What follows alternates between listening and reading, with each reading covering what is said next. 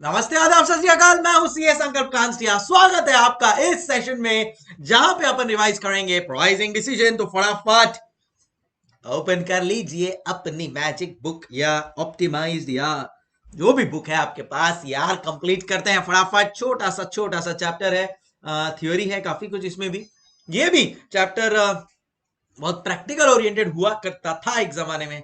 Now focus is on theory. अगर आप weightage देखोगे तो कभी कभार इंस्टीट्यूट का दिमाग हटा तो 40 मार्क का भी पूछ लिया है। बाकी ऑन एन एवरेज एक 10 to 15 मार्क का वेटेज एक्सपेक्ट कर सकते हो। सो आई विल सजेस्ट 10 मार्क्स का वेटेज इस चैप्टर में है। एंड बहुत ही सिंपल चैप्टर है, बहुत ही बेसिक है। एंड थोड़ा एमबीए ओरिएंटेड चैप्टर है। मतलब ये चैप्टर को पढ़ने में मजा आएगा बिकॉज आप प्रैक्टिकल लाइफ से इसको कनेक्ट कर पाओगे कि कैसे प्राइसिंग डिसीजंस यूज करने हैं। So let's come to the basics part of this chapter. सबसे पहले theory of price and profit maximisation model. Simple है, फॉर्मूला बेस्ड कॉन्सेप्ट है, तो वहां से अपने को ये चीज क्लियर हो जाएगी। फिर है टाइप्स ऑफ मार्केट स्ट्रक्चर, जो अपन लोग ने ऑलरेडी पहले इकोनॉमिक्स में कहीं ना कहीं थोड़ा आइडिया है अपने को उस चीज का, like perfect competition, monopoly, monopolistic, oligopolistic.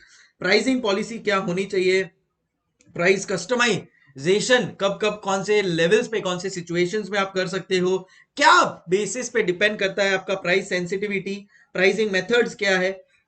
उसमें ऑप्शंस दिया है, कॉस्ट बेस्ड मेथड है, कॉम्पिटिटिव बेस्ड मेथड है, वैल्यू बेस्ड मेथड है। तो तीनों मेथड का क्या मीनिंग है and what how is it applicable.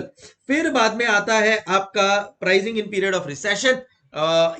तो ऑब्वियसली अगर आपको पता हो तो कोविड टाइम में ऑलमोस्ट रिसेशन आ ही गया था। सो वो टाइम पे आपको क्या प्राइसिंग रखना है, और in general pricing strategy, price adjustments आप कब कर सकते हो, कौन से प्रोडक्ट लाइफ साइकिल में क्या प्राइसिंग स्ट्रेटेजी होना चाहिए, एकदम ही न्यू मार्केट है आपका, टोटली न्यू प्रोडक्ट है तो आप क्या प्राइसिंग रखोगे, एंड सर्विस रिलेटेड आपके ये है, सर्विस ओरिएंटेड इंडस्ट्री में हो तो आप क्या प्राइसिंग रखोगे। मतलब पूरा प्राइसिंग से भरा हुआ है हर सिचुएशन। मतलब कौन से लाइफ साइकिल में कौन सा प्राइसिंग यूज करना है, एकदम टोटली न्यू प्रोडक्ट है मेरा तो फिर बाद में क्या प्राइस रखना है, सर्विस ओरिएंटेड है तो फिर क्या प्राइसिंग रखना है, रिसेशन है तो फिर क्या प्राइसिंग रखना है, क्या कुछ एडजस्टमेंट कर सकते हैं क्या प्राइसिंग में, मेथड्स क्या क्या है, cost based, competitive, value based, price sensitivity. अरे ये क्या होता है, सुनना पड़ेगा, समझना पड़ेगा अपने को भी। प्राइस कस्टमाइजेशन क्या होता है, कौन से मार्केट स्ट्रक्चर्स में अपन ऑपरेट करते हैं, एंड क्या पॉलिसीज एप्लीकेबल है। सो ये सब चीजें अपने को अब पढ़नी है इस चैप्टर में। Very important, let's do it. I think hardly 1 hour and some minutes and it will be done. So let's get started. Okay, so type of market structure से अपन स्टार्ट करेंगे। ऊपर के दो जो चीजें दिख रही है आपको, दैट विल बी डन। एक बार मैं पूरा ये कंप्लीट कर लेता हूं, फिर बाद में कनेक्ट करना इजी हो जाएगा। तो टाइप्स ऑफ मार्केट स्ट्रक्चर बचपन से अपन पढ़ते आ रहे हैं। एक होता है मेरा परफेक्ट कंपटीशन, एक होता है मोनोपोली, एक होता है मोनोपोलिस्टिक, एंड एक होता है ओलिगोपोलिस्टिक। परफेक्ट कंपटीशन मतलब जहां पे economically demand and supply meet करता है, यानी ऐसे प्रोडक्ट्स जहां पे लार्ज नंबर ऑफ बायर्स है and large number of sellers है, and both compete to sell their products to so many buyers which are available। तो ऐसे सिचुएशन को कहते हैं परफेक्ट कंपटीशन। आज की तारीख में अगर मैं आपको बात करूं तो FMCG, fast moving consumer goods, जैसे सोप हो गया, ऑयल हो गया, डिटर्जेंट, टूथपेस्ट, ये सब क्या है आपके फास्ट मूविंग कंज्यूमर गुड्स है। वॉचेस का जो ये है, ये सब are your are your perfectly competitive market के products. Large number of buyer seller से कैटेगराइज होता है वो। एंड हर एक जो आपको मोनोपोलिस्टिक दिखेगा, मोनोपोली दिखेगा, ऑलिगोपोलिस्टिक दिखेगा, सबके कैरेक्टरिस्टिक इसी बेस पे डिफाइन करते हैं कि भाई कितने नंबर ऑफ बायर्स है एंड कितने नंबर ऑफ सेलर्स है। और एक इसका जो पॉइंट है वो है कि they are homogeneous products. Homogeneous product का मतलब है कि almost same type of product sell होते हैं, बहुत ज्यादा वेरिएशन नहीं होता है इनके product, you can say in terms of quality and everything. Easy entry, easy exit, यानी अगर आपको परफेक्टली कॉम्पिटिटिव मार्केट में एंटर करना है ना, तो ना कोई बहुत बड़ा large huge amount of capital, ना कोई बहुत बड़े लीगल रेगुलेशंस की जरूरत है, ना ही कोई आपको बहुत डिस्टिंक्टिव प्रोडक्ट बनाना पड़ेगा। सो इजी एंट्री है। और अगर आपको लग रहा है ठीक है बिजनेस नहीं अच्छा चल रहा है, लॉस हो रहा है, या जितना डिजायर्ड प्रॉफिट था नहीं मिल रहा है, तो आप इजीली एग्जिट भी कर सकते हो, यानी टाटा बाय बाय, आप वो बिजनेस बंद करके भी जा सकते हो, को भी कोई प्रॉब्लम नहीं है। सो ये सब कैरेक्टरिस्टिक्स को बोलते हैं परफेक्टली कॉम्पिटिटिव मार्केट। अब आते हैं प्राइसिंग पे। इन अ परफेक्टली कॉम्पिटिटिव मार्केट आप बन जाते हो एक प्राइस टेकर। क्यों? क्योंकि ऑलरेडी बहुत सारे सेलर्स है, तो कॉम्पिटिटिव है मार्केट, बायर्स भी बहुत ज्यादा है, तो बायर्स को पता है कि मार्केट में वो प्रोडक्ट का क्या प्राइस चल रहा है, सो आपको वही जो प्राइस चल रहा है प्रिवेलिंग इन द मार्केट, या तो उससे ज्यादा, उससे थोड़ा बहुत कम, या एग्जैक्टली उतना ही। So you become a price taker. आप प्राइस डिसाइड नहीं करोगे, जो प्राइस है उसमें शायद थोड़ा बहुत डिविएशन कर दोगे, या वो कब वो as it is price accept कर लोगे। So all of this is your first type of market structure called as perfectly competitive market structure. आइए, firm has a pricing policy of its own as sellers are price takers. Homogeneous products मतलब similar type of products है, free entry and exit, जिसको आना है आ सकते हैं, जा सकते हैं, perfect knowledge of price and technology, तो एकदम ट्रांसपेरेंट मार्केट है ये perfectly competitive market. Large number of buyers and sellers can increase demand by reducing and continue to sell until marginal revenue is equal to marginal cost। मतलब आपका जो भी आपको revenue मिल रहा है that at least should be equal to marginal cost। अगर ऐसा हुआ कि marginal cost से आपका marginal revenue कम है, then in that case you will stop the production। so ये था आपका सिंपल परफेक्टली कॉम्पिटिटिव मार्केट। इसके बाद अपन लोग चल रहे हैं मोनोपोली मार्केट के ऊपर। मोनोपोली मार्केट मतलब आपका जो प्रोडक्ट है वो एकदम यूनिक है मार्केट में, and you are a price maker. आपके जैसा प्रोडक्ट मार्केट में किसी का भी नहीं है, समझ रहे हो आप? सो अगर इतना यूनिकनेस है तो डेफिनेटली आप प्राइस डिक्टेट करोगे। सो जैसा मैंने आपको स्टार्टिंग में बोला था, कैसे डिटरमाइन करते हैं कौन सा टाइप ऑफ मार्केट है?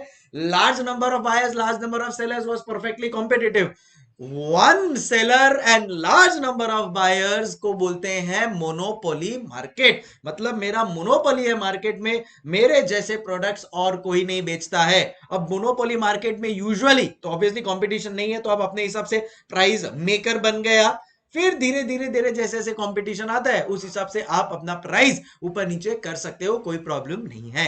अगर बेस्ट एग्जांपल देना है तो गूगल का सर्च इंजन, अगर मेरे को कोई भी चीज सर्च करनी है पूरी दुनिया में, तो मैं क्या करता हूं? सबसे पहले गूगल पे जाता हूं। अगर मैं कोई भी लैपटॉप खरीदता हूं तो कौन सा सॉफ्टवेयर होता है? बाय डिफॉल्ट मैं विंडोज का ही सॉफ्टवेयर प्रीफर करता हूं। तो एक्सेल, वर्ड, पावर पॉइंट, इससे मैं यूज टू हूं। Again a scope where there is a monopoly market। समझ गुरु?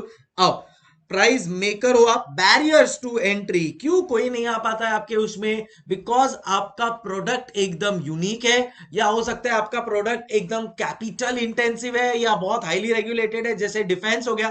तो अगर आपको डिफेंस मार्केट में एंटर करना है तो बहुत सारे regulation, rules and regulation follow करने पड़ेंगे। तो ये सब बैरियर्स है, इतना इजीली आप एंटर नहीं कर सकते इस मार्केट में। नो क्लोज सब्सटीट्यूट, इसीलिए तो लोग खाली मेरा ही प्रोडक्ट लेते हैं, कोई मेरा सब्सटीट्यूट पॉसिबल ही नहीं है।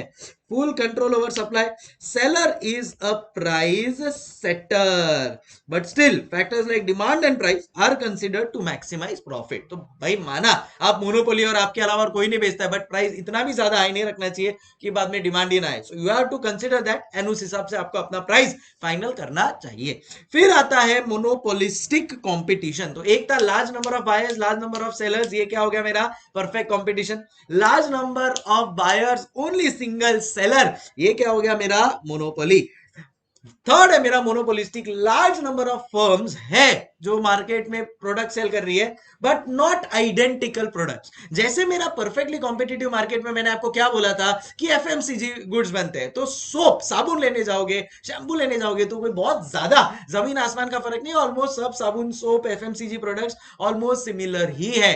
समझ रहे हो आप लोग? So that is basically FMCG. या फिर समझो मेरे को कोई प्रिंटिंग एंड स्टेशनरी का शॉप चालू करना है, तो मैं पेन सेल करूंगा, वो पेन में कोई बहुत ज्यादा वेरिएशन या यूनिकनेस नहीं होने वाला है। हाँ, आप बोल सकते हो कि सर बॉल पेन होता है, फिर पायलट पेन होता है, तो भाई पायलट पेन जो भी बना रहे हैं वो सब ऑलमोस्ट सिमिलर ही पायलट पेन होते हैं। बॉल पेन जो बना रहे हैं ऑलमोस्ट सिमिलर ही बॉल पेन होते हैं। या स्टेशनरी का दुकान है, आपको एक फोटो कॉपी लेना है, तो फोटो कॉपी एक दुकान से निकालो या दूसरी दुकान से, ऑलमोस्ट सेम ही आएगा। बट मोनोपोलिस्टिक में क्या होता है कि लार्ज नंबर ऑफ फर्म्स है, बट उनके प्रोडक्ट्स आइडेंटिकल नहीं है, they are very very different. For example अगर मेरे को यहाँ पे लेना हो तो मैकडोनल्ड्स एंड बर्गर किंग का बात कर लेते। अभी मैकडोनल्ड्स का बर्गर देखो और बर्गर किंग का बर्गर देखो तो बहुत डिफरेंस है। या फिर फुटवेयर कंपनीज की बात करूं तो नाइकी है, एडिडास है, रीबॉक है, ये सब में बहुत ज्यादा। अभी नाइकी में एक एयर का कॉन्सेप्ट है, एडिडास का shoes are very different. So this is called as monopolistic competition.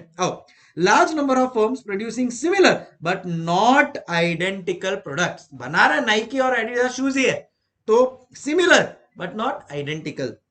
Limited growth of competitors, excess profit में attract new competition with close substitutes भी हो सकते हैं।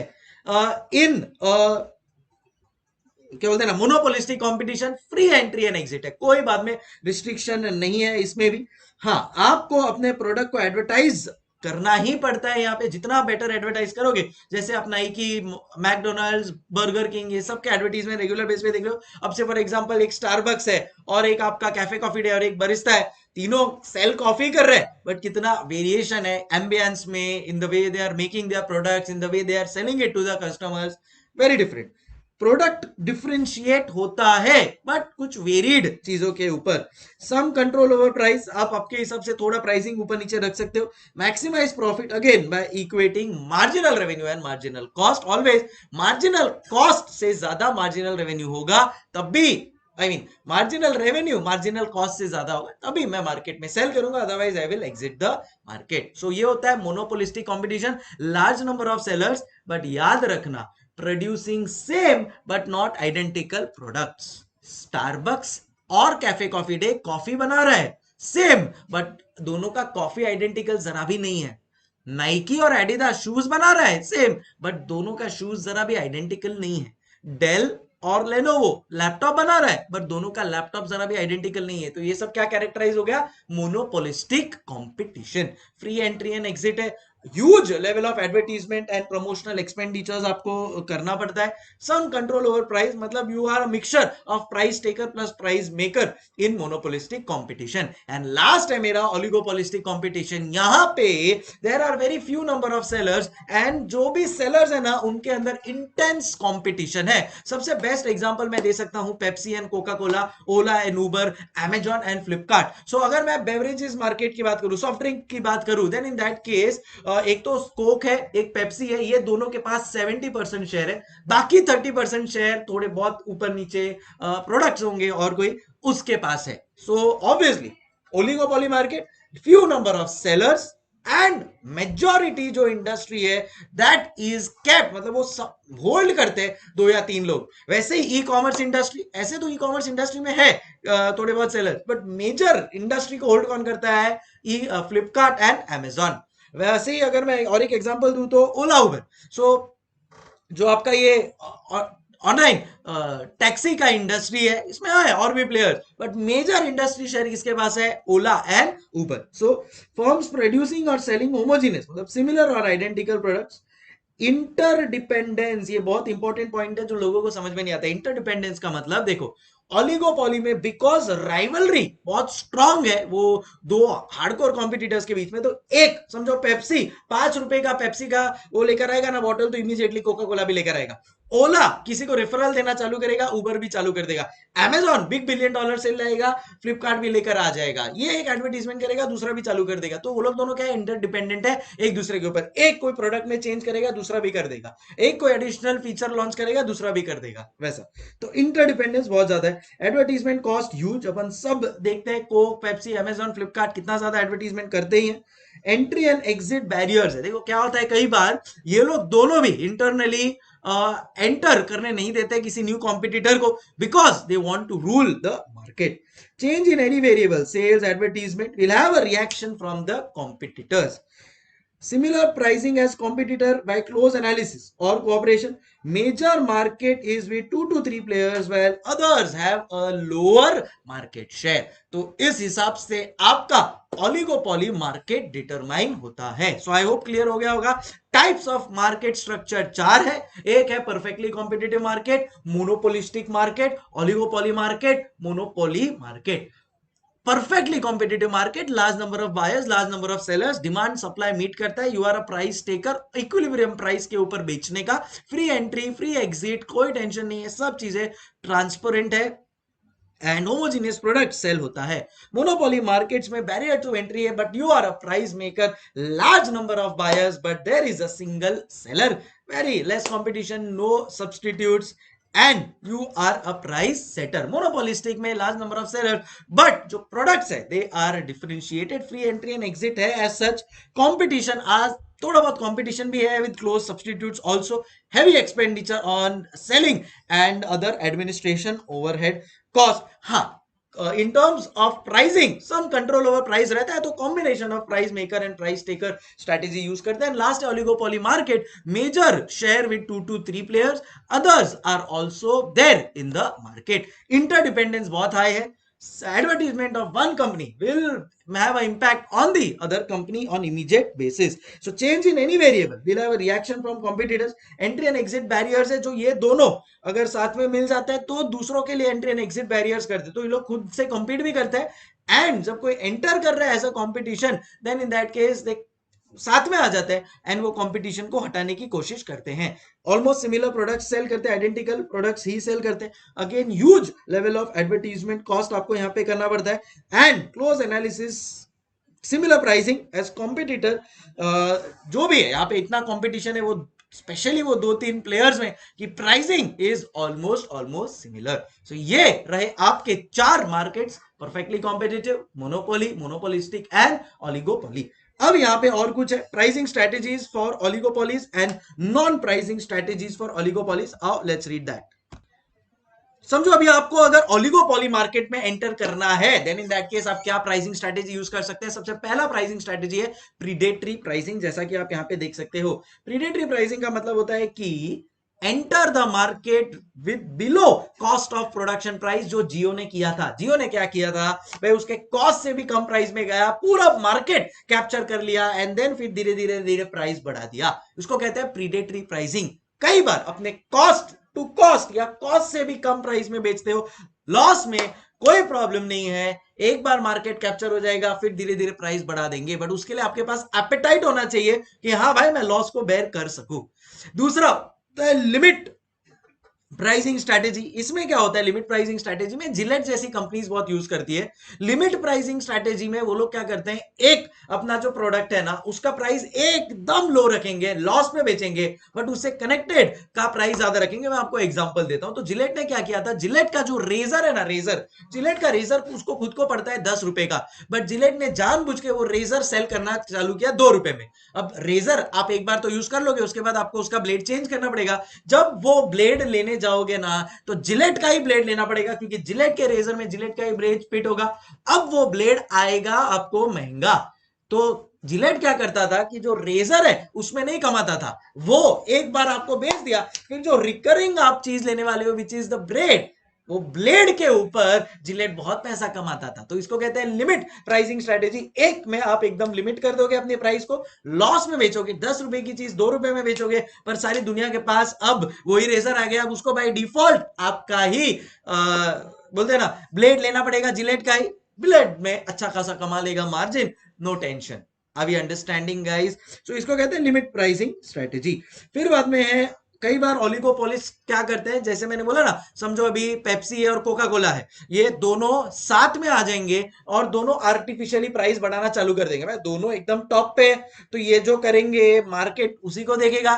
बट इसकी वजह से एक फायदा हो जाता है कॉम्पिटिटर को कि वो अपना प्राइस अगर कम रखेगा, then in that case customers में go towards that. But otherwise as such artificially price increase होने का चांसेस होता है ओलिगोपोली में, क्योंकि 2 या 3 प्लेयर मार्केट को रूल कर रहे हैं। एंड बाकी cost pricing and cost plus markup है, वो वाले मेथड्स तो आप यूज ही कर सकते हो, कोई प्रॉब्लम नहीं है। और भी कुछ नॉन प्राइसिंग स्ट्रेटेजीज है ओलिगोपोलीज की, तो वो मैं आपको बता देता हूं कि भाई आप क्या कर सकते हो अगर आपको मार्केट कैप्चर करना है। सबसे पहले क्वालिटी ऑफ प्रोडक्ट इंप्रूव करो ना, improve quality and after sale servicing such as offering extended guarantees, तो वो कर दो आप। मैंने आपको पहले भी बोला था, अभी भी बोल रहा हूं, इंटर मल्टीनेशनल कंपनीज जो भी इंडिया में सक्सेस हुई है, दैट इज ओनली बिकॉज उनका आफ्टर सेल सर्विस बहुत अच्छा है। Spend on advertising, sponsorship and product placement वो कर सकते हो। Buy one get one free scheme, loyalty rewards दे सकते हो, जैसे मारुति देता है। आपको पता है अगर आपने मारुति का कोई प्रोडक्ट खरीदा, फॉर एग्जांपल मैंने मारुति 800 खरीदी, अब जब मैंने मारुति 800 खरीदी थी, जब मैं जस्ट चार्टर्ड अकाउंटेंट बना था, अब 5 साल के बाद बाद मेरे पास अच्छा खासा कैपिटल आ गया है, तो I want to upgrade myself to Maruti Ertiga, Maruti Nexa, then in that case Maruti क्या बोलता है, हमारा ही प्रोडक्ट आप हमको दे दो, हम आपको लॉयल्टी 1 लाख रुपीस डिस्काउंट दे देंगे। तो उसको कहते हैं लॉयल्टी स्कीम्स। रिलायंस में आप जाओगे, रिलायंस ने अगर रिलायंस ट्रेंड से आपने अगर कोई प्रोडक्ट खरीदा है, देन इन दैट केस आपको कुछ रॉयल्टी अवार्ड या लॉयल्टी पॉइंट्स मिलते हैं, जिसके ऊपर आपको अच्छा खासा डिस्काउंट मिल सकता है। तो ये सब चीजें कर सकते हो आप। Sales promotion such as buy one get one free, या फिर loyalty schemes can be incorporated in the supermarket such as Reliance One Card. So ये सब चीज करने से आपका सेल्स बढ़ेगा, and that's what you want. So क्या स्ट्रैटेजी रख सकते हो आप ओलिगोपोली के लिए? एक प्रीडेटरी प्राइसिंग, कॉस्ट या कॉस्ट के नीचे पे सेल करो। लिमिट प्राइसिंग, जिलेट ने जो किया था, एक प्रोडक्ट एकदम सस्ते में, उससे जो कनेक्टेड है, फिर बाद में उसका जो शेविंग क्रीम आता है उस पर उसने अच्छा अर्न कर लिया। अब आप जिलेट का ही रेजर यूज कर रहे हो, ब्लेड कर रहे हो, तो जिलेट का ही आप शेविंग क्रीम भी यूज करोगे, उसी के साथ वो एकदम इजीली स्मूथली सेट होगा, तो उस पर कमा लिया। तो ये लिमिट प्राइसिंग स्ट्रेटेजी होता है। और थर्ड है कि ओलिगोपोलिस अगर कोलाइड होते हैं, ज्वाइन करके खुद आर्टिफिशियली प्राइस बढ़ाते, तो कॉम्पिटिटर उसका फायदा ले सकता है। But in general cost plus या मार्कअप प्राइसिंग भी आप यूज कर सकते हो। और ओलिगोपोलिस क्या कर सकते हैं नॉन प्राइसिंग के लिए? दे कैन गिव 1 पे 1 फ्री ऑफर्स, या फिर वो लोग अपना after sale service and quality of product and service इतना अच्छा कर सकते हैं that customer will buy from your. Advertising, sponsorship, ये सब पे आप इन्वेस्ट कर सकते हो। Loyalty schemes and offers and awards rewards दे सकते हो। सो ये सब करके ओलिगोपोली मार्केट में also you can grow and make it big. So I hope इतना आपको समझ में आ गया होगा। टाइप्स ऑफ मार्केट स्ट्रक्चर चारों clear, non pricing strategy for oligopoly and pricing strategy for oligopoly also done and tested. चलो नेक्स्ट है प्राइसिंग पॉलिसी। देखो एक बात समझ लेना कि प्राइसिंग पॉलिसी एकदम परफेक्ट होना चाहिए भाई। और प्राइसिंग कैसे डिसाइड करोगे? कॉस्ट होता है एक इंपॉर्टेंट फैक्टर, क्योंकि मेरे को कॉस्ट तो रिकवर करना ही है, अदरवाइज लॉस हो जाएगा। प्लस मेरे को देखना पड़ेगा भाई डिमांड कैसा है, कॉम्पिटिटर एनालिसिस मेरे को करना पड़ेगा। तो कॉस्ट हो गया, डिमांड हो गया, कॉम्पिटिटिव एनवायरमेंट हो गया, ये सब चीजों को ध्यान में रख के आपको एक परफेक्ट प्राइसिंग पॉलिसी सेट करना है, सच दैट आपके जितने भी रिसोर्सेज है, देखो भाई land, labour, machine, material, technology, ये सब आप जो यूज कर रहे हो, everything comes with a cost ना, उनका प्रॉपर यूटिलाइजेशन होना चाहिए, और उनका जो भी कॉस्ट लगा है वो मेरे को रिकवर करके मिलना चाहिए। तो उसको कहते हैं ऑप्टिमम यूटिलाइजेशन ऑफ रिसोर्सेज। तो प्राइसिंग पॉलिसी ऐसा होना चाहिए कि ऑप्टिमम यूटिलाइजेशन हो जाए मेरे रिसोर्सेज का, मतलब मेरे जो भी लेबरर काम कर रहा है वो लेबरर का कॉस्ट निकल जाए, at the same time there is a profit for the company as well. Second, अगर मैं कोई टेक्नोलॉजी में इन्वेस्ट कर रहा हूं, देन इन दैट केस वो टेक्नोलॉजी के लिए भी मेरे पास पेमेंट रहे, so that there is no issues whatsoever. Demand supply के बैलेंस के हिसाब से मेरे को प्राइस डिटरमाइन करना है। अगर मेरे को इकोनॉमी है उसको भी ध्यान में रखना है। कई बार क्या करते हैं पता है क्या? जैसे जियो के साथ हुआ था, जियो ने इतना कम प्राइसिंग कर दिया था व्हेन इट वाज लॉन्च कि एयरटेल और Vodafone they literally made a complaint to the government कि भाई ये इतना कम प्राइस पे अगर बेचेगा हमको भी कम करना पड़ेगा, we will go into losses, और फिर बाद में it is not good for the economy. अगर क्या हो जाएगा पता है? वोडाफोन एंड भारतीय एयरटेल ने बोला हम भी अगर लॉस हो जाएंगे तो जियो मोनोपोली हो जाएगा, और अगर कोई भी सेक्टर मोनोपोली हो जाता है फिर वो प्राइस बढ़ा देगा, तो आप क्या करोगे? सो ऐसा कुछ करना है आपको कि इकोनॉमी भी हर्ट नहीं होना चाहिए। So avoid adverse effect on rest of economy and you have to promote export. So ऐसा कुछ प्राइसिंग रखो कि आप जो एक्सपोर्ट भी कर पाओ, फॉरेन एक्सचेंज भी इंडिया में आ जाए। सो क्या 5 चीजें आपको ध्यान में रखनी है, कैसे इन जनरल प्राइसिंग पॉलिसी रखना है आपको ध्यान में रखना है कॉस्ट, खुद के प्रोडक्ट का कॉस्ट कितना लग रहा है, दूसरा मार्केट का डिमांड कितना है, एंड कॉम्पिटिटिव एनवायरमेंट कैसा है आपके प्रोडक्ट के लिए। उन तीनों को ध्यान में रख के 5 चीजें पे फोकस कर रहा है। सबसे पहले जो भी जितने भी रिसोर्सेज है वो ऑप्टिमली यूटिलाइज हो जाए, जो भी टेक्नोलॉजी एंड प्रोडक्शन में मैक्सिमाइज करने की कोशिश कर रहा हूं उससे रिलेटेड जो भी मेरा प्राइसिंग है वो मेरा रिकवर हो जाए। डिमांड सप्लाई का प्रॉपर बैलेंस सेट करके मेरे को प्राइसिंग सेट करना है। इकोनॉमी पे कोई भी एडवर्स इफेक्ट नहीं होना चाहिए, एंड एक्सपोर्ट को अपने को प्रमोट करना है। सो ये 5 चीज में ध्यान में रखते मेरे को 2 इंपैक्ट आता है, एक related to price customization and दूसरा रिलेटेड टू प्राइस सेंसिटिविटी। आओ दोनों को समझने की कोशिश करते हैं। प्राइस कस्टमाइजेशन के लिए एक शॉर्ट फॉर्म अपन ने रखा है पीसीडीटी। प्राइस कस्टमाइजेशन का पहला पी है प्रोडक्ट लाइन, मतलब अगर आप मोबाइल लेने को जाओगे तो मालूम है 32 GB का भी मिलेगा, 64 GB का भी मिलेगा, 256 GB का भी मिलेगा। तो अलग अलग आप आपके प्रोडक्ट लाइन के हिसाब से अपना प्राइसिंग रख सकते हो। अगर आपने कभी पेन ड्राइव खरीदा होगा तो आपको पता होगा, देखो 1.2 views 4 months, 1.9 views 2 views 8 months. तो प्रोडक्ट लाइन के बेसिस पे अलग अलग प्राइसिंग है। तो एक का 10,000 होगा, जिस समझो 1.2 व्यूज 4 मंथ्स 10,000, 1.2 मतलब 2 व्यूज एंड से 9 मंथ्स का वैलिडिटी उसका 15,000। सो अलग अलग प्रोडक्ट्स अलग अलग वैलिडिटी के साथ मिलते हैं। तो क्या कर रहे हो आप, प्रोडक्ट लाइन के बेसिस पे अपना प्रोडक्ट का प्राइसिंग कर रहे हो। सो consumers products can be customized and accordingly the prices। तो 16 GB 32 GB 64 128 जो भी वेरिएंट है आपके, उस हिसाब से आप डिसाइड कर सकते हो अपना प्राइसिंग। फिर बाद में होता है based on customers pass behaviour. अगर कोई भी कस्टमर आपको पहले अच्छी तरह से उसने पेमेंट कर दिया है, कैश में पेमेंट कर दिया है, देन डेफिनेटली आप उसको एडिशनल डिस्काउंट दोगे। डीमार्ट इधर ही तो पूरा का पूरा गेम बदल देता है। एज पर डीमार्ट, आप मानोगे नहीं, डीमार्ट अपने जितने भी सप्लायर्स है सबके पास से जब वो गुड्स लेता है at that point in time immediately payment कर देता है, कई बार एडवांस में पेमेंट करता है। अब आप सोचो, आप डीमार्ट को सप्लाई कर रहे हो, आपके पास एक तो बल्क ऑर्डर आने वाला है और वो बल्क ऑर्डर का पैसा भी आपको एडवांस में आ जाएगा। डेफिनेटली आप बोलोगे भाई तू एक्स्ट्रा डिस्काउंट ले ले, चलेगा, तेरे जैसे कस्टमर मुझे चाहिए, क्योंकि डीमार्ट होलसेल में भी लेगा आपसे, पैसा भी टाइम टू टाइम दे रहा है, इनफैक्ट पहले से एडवांस में दे रहा है। आज की तारीख में जब पेमेंट मिलना मुश्किल की बात है, मेरे को कोई एडवांस में दे रहा है, वो भी इतना बल्क सप्लाई का, डेफिनेटली मैं उसको एडिशनल एडवांटेज दूंगा। और डीमार्ट यही करता है, वो एडिशनल एडवांटेज वो कस्टमर को देता है। फिर है डेमोग्राफिक्स के हिसाब से होता है, कई बार रेलवे कंसेशन सीनियर सिटीजन को मिलता है, कई बार जो डिफेंस वाले आर्मी में होते हैं उनको कई बार कुछ बेनिफिट मिल जाता है, मेल फीमेल के बेसिस पे कई बार कुछ मिल जाता है बेनिफिट। सो डिफरेंट प्राइसिंग में भी अडॉप्टेड बेस्ड ऑन एज और सोशल स्टेटस। ये जैसे लैपटॉप कंपनीज है, तो डेल ने एक सिस्टम चालू किया था कि अगर आप अपना स्टूडेंट आईडी दिखाएंगे और अगर आप स्टूडेंट है, then in that case Dell का नोटबुक आपको कुछ 10,000 रुपीज में मिल जाएगा। तो एज के बेसिस पे उसने अपना प्राइसिंग, डेमोग्राफिक के बेसिस पे अपना प्राइसिंग चेंज कर दिया। लास्ट है टाइम डिफरेंशियल, PCDT। पी पहला था प्रोडक्ट लाइन, सी था कस्टमर्स पास्ट बिहेवियर, डी था डेमोग्राफिक्स, टी है टाइम डिफरेंशियल। मेरे यहाँ पे जब भी इंटरनेट का प्लान एक्टिवेट करने को आता है ना, तो मैं उसको बोलता हूँ कि भाई मेरा 1 महीने का इंटरनेट का कितना होगा, तो बोलता है सर 1 महीने का इंटरनेट का 1,000 होगा। बट अगर आप पूरे साल का लेते हो, then in that case 1,000 per month की जगह 750 per month multiply by 12, 9,000 rupees में आपका काम हो जाएगा। मतलब per month 250 which is 3,000 rupees आप सेव करोगे। बट उसके लिए आपको एक साथ 12 मंथ्स का देना पड़ेगा। 6 मंथ्स का दोगे तो सर आपको हम लोग 900 पर मंथ में दे देंगे। तो ये क्या हो रहा है, टाइम डिफरेंशियल के बेसिस पे मेरे को प्राइसिंग अलग अलग रखना पड़ रहा है। 1 महीना का आप ले रहे हो 1,000, पूरे 1 साल का ले रहे हो, देन इन दैट केस 9,000 में पड़ेगा। So pricing for a product may be on basis of time differential, that is difference price for different time period. So broadband में बेसिकली ये चीजें होती है। सो अगर आपको प्राइस कस्टमाइजेशन करवाना है, 4 चीजें हैं। प्रोडक्ट लाइन के बेस पे 124 GB 64 GB 128 GB 256 GB, किसी का 64 GB plus 6 GB RAM plus 30 megapixel camera है, किसी का कुछ 256 GB एंड 8 GB रैम है, तो उसका अलग प्राइसिंग है। जैसा मैंने बोला पेन ड्राइव में भी होता है वही चीज, 1.2 व्यूज 2 व्यूज 6 मंथ्स, अलग अलग प्राइसिंग। दूसरा है कस्टमर्स पास बिहेवियर। डीमार्ट कैश में दिया, पास बिहेवियर अच्छा है, चल एडिशनल डिस्काउंट दे सकते हैं उसको। डेमोग्राफिक्स एज के बेसिस पे, सोशल स्टेटस जैसे सीनियर सिटीजन हो गए उनको दे दो, या फिर डिफेंस में है अगर उनको दे दो।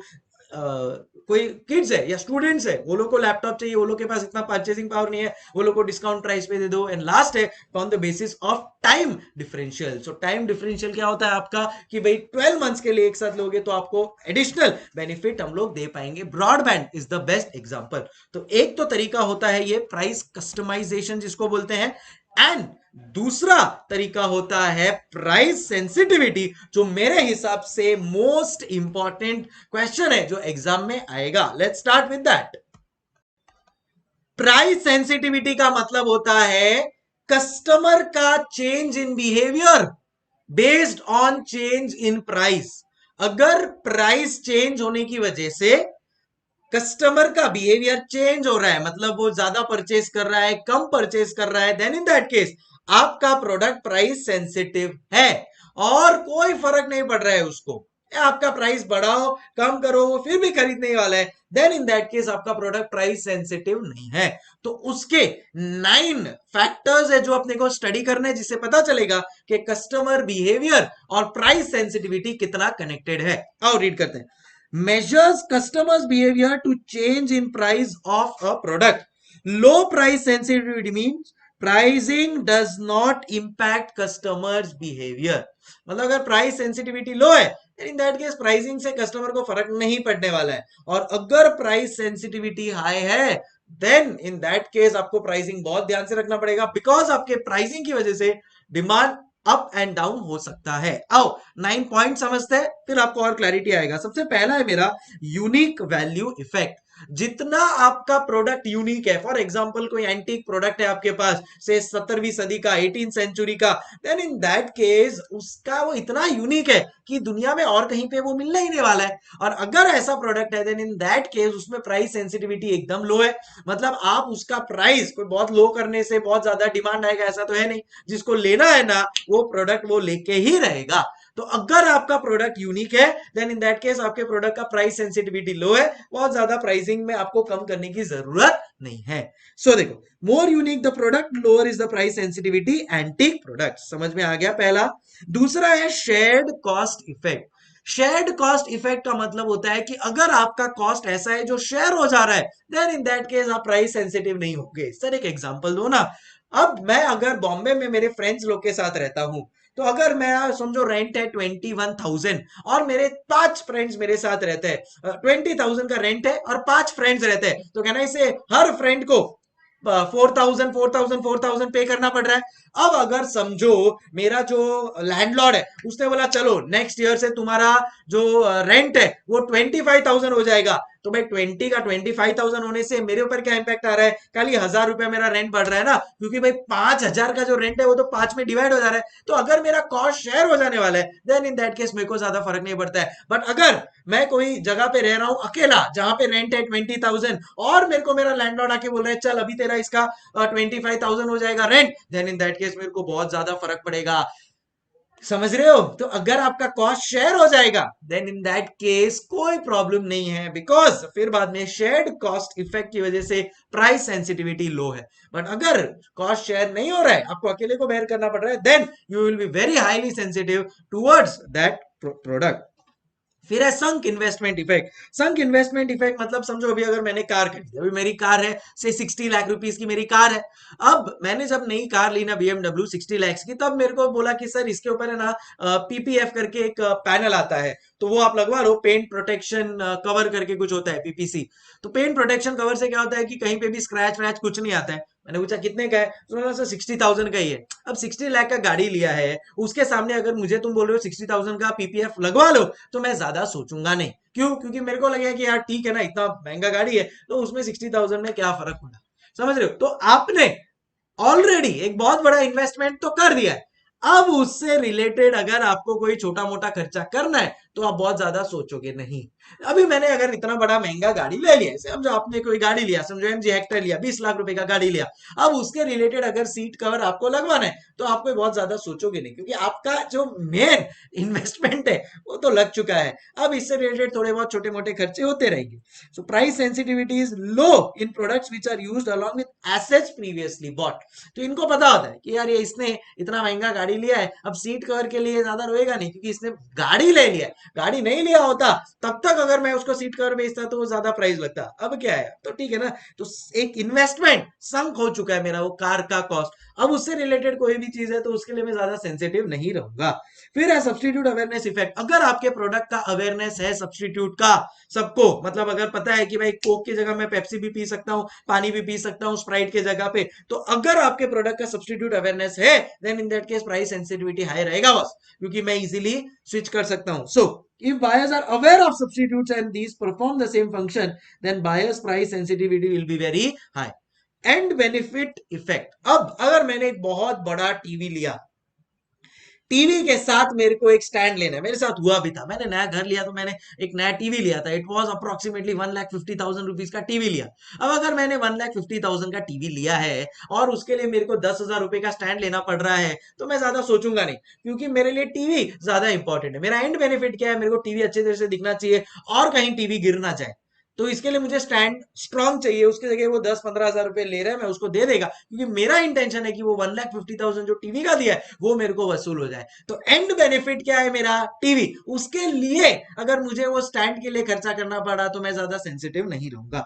Bye the less price sensitive the expenditure on product is low compare to the total cost of the end product. समझ रहे हो? तो ऐसे ये सब बिहेवियरल एस्पेक्ट्स के हिसाब से ये लोग प्राइसिंग रखते हैं, पता भी नहीं चलेगा अपने को। फिर है प्राइस क्वालिटी इफेक्ट। आईफोन क्या करता है पता है, क्या बोलता है, इतना अच्छा मेरा क्वालिटी है ना प्रोडक्ट का कि आपको ऐसा प्रोडक्ट मिलेगा ही नहीं, इसके लिए तो इतना प्राइस है। भाई अपने को भी पता है कि वो जो एप्पल 1,50,000 में बेच रहा है, एक्चुअली उसका कॉस्ट तो 50,000 रुपीज भी नहीं है, 1 लाख रुपए तो कमा रहे हैं वो, बट फिर भी because we trust on the quality, because उसके पास उतना अच्छा डेवलपमेंट है, so we are ready to pay. तो उसको कहते हैं प्राइस क्वालिटी इफेक्ट। तो अगर आपको क्वालिटी जम गए देन इन दैट केस आप प्राइस देखोगे नहीं, तो आपका sensitivity towards quality products will be very very low. Difficult comparison effect. अगर आपके पास ऐसा कोई प्रोडक्ट दिखा रहा है वो जिसका कंपैरिजन ही पॉसिबल नहीं है, देन इन दैट केस उसका सेंसिटिविटी लो होगा। अब मैं आपको बोलता हूं कि समझो एक 1,000 स्क्वायर फीट का घर है, एक है बीच फेसिंग 1,000 स्क्वायर फीट का घर, और एक कोई पुराने बिल्डिंग में 1,000 स्क्वायर फीट का घर है, तो दोनों 1,000 स्क्वायर फीट का घर ही, बट जो बीच फेसिंग है, क्या आप उसको वो 1,000 स्क्वायर फीट जो पुराने बिल्डिंग में उसके साथ कंपेयर कर सकते हो? क्या पॉसिबल ही नहीं है। तो उसको कहते हैं difficult comparison effect. Price sensitivity will be low if buyer has difficulty comparing to alternatives. फिर है टोटल एक्सपेंडिचर इफेक्ट। अब देखो आज की तारीख में जब तक मैं चार्टर्ड अकाउंटेंट, आप जैसे लोग सीए नहीं बने हो, तो आपको अगर कुछ खाना पीना है तो 200 रुपए की चीज होगी ना, तो आप दो बार सोचोगे यार 2,000 रुपए का स्टाइपेंड है, 200 रुपए का अगर मैं खाना खा लूंगा तो 10% तो मेरा इसी में निकल जाएगा। बट यही जब आप चार्टर्ड अकाउंटेंट बन जाओगे तब आप 2 लाख रुपए कमा रहे होगे महीने का, बराबर। तो 200 रुपए से आपको कोई फर्क पड़ेगा क्या? The answer is no.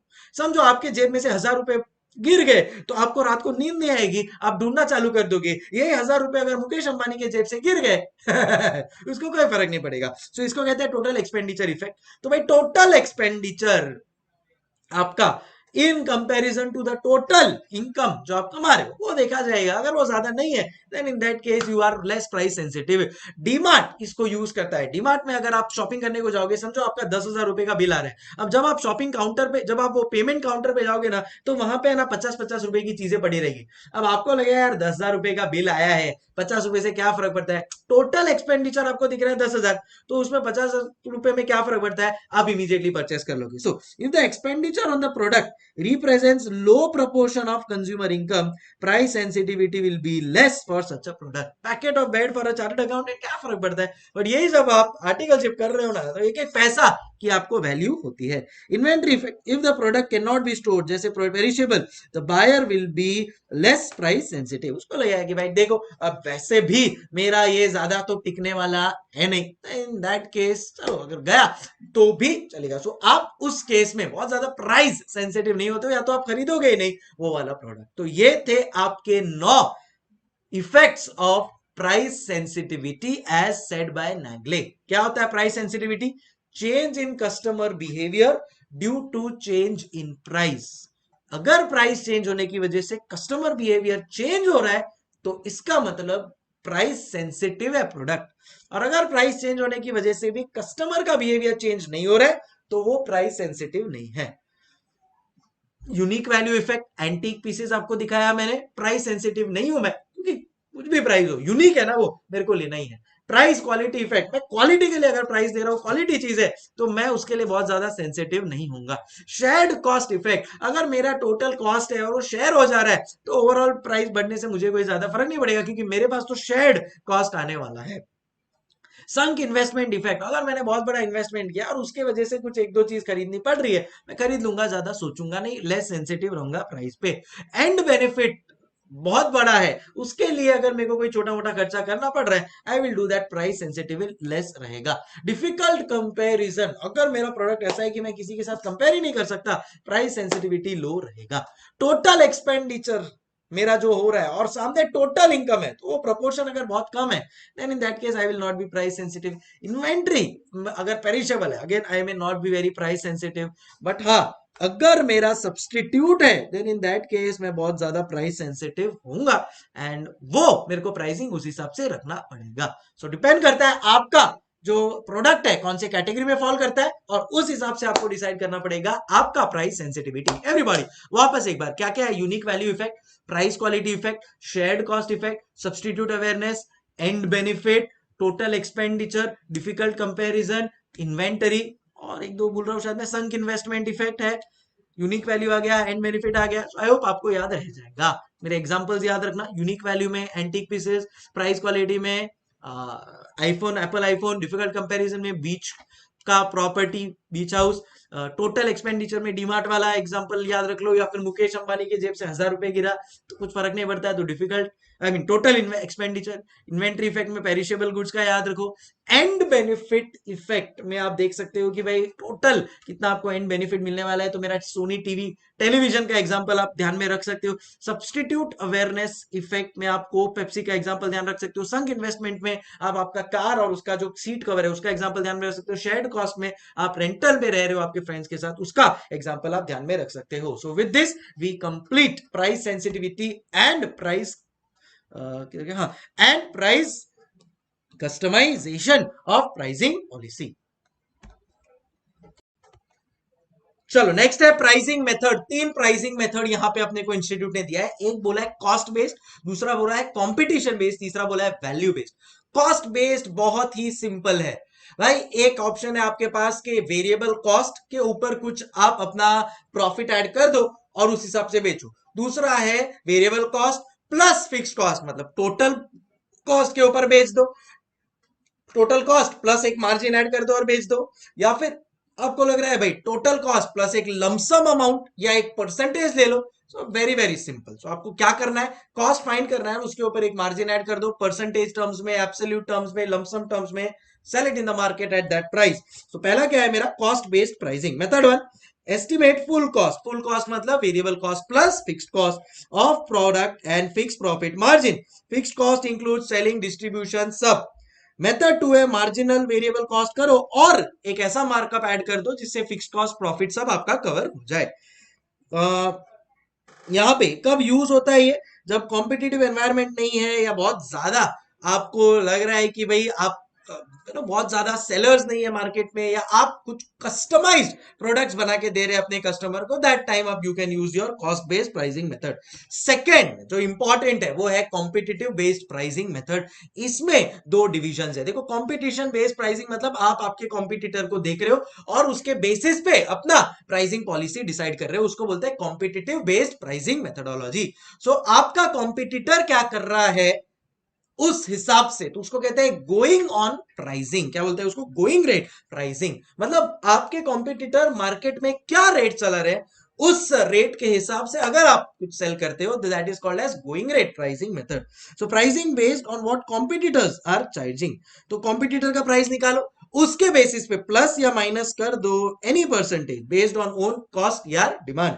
So going rate में आता है क्या क्या, firms pricing at average level charged by industry. So industry में समझो 4-5 सेलर्स होंगे, तो सबका एक प्राइस देख लो, उसका एक एवरेज लेके you can sell it at that point in time. कब यूज कर सकते हो, जब होमोजीनियस मार्केट हो, जैसा मैंने बोला था परफेक्टली कॉम्पिटिटिव मार्केट में यूज कर सकते हो. वह डिफिकल्ट टू मेजर कॉस्ट, तो अगर आपको कॉस्ट मेजर करने में डिफिकल्टी हो रही है, मार्केट में जो प्राइस चल रहा है उसको उठा लो. Ensures good cost control, and इसके लिए कोई बहुत ज्यादा मेजर मार्केटिंग कॉस्ट की जरूरत भी नहीं है.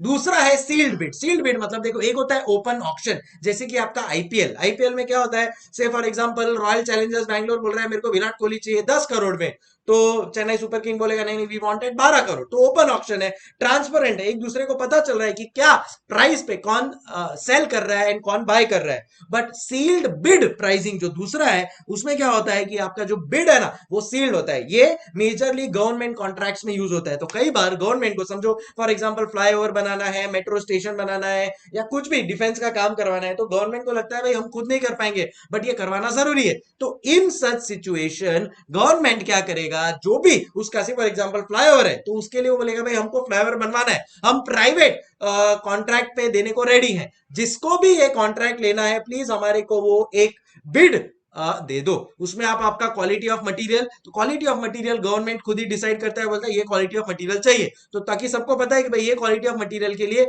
उनको क्या प्राइस देना है।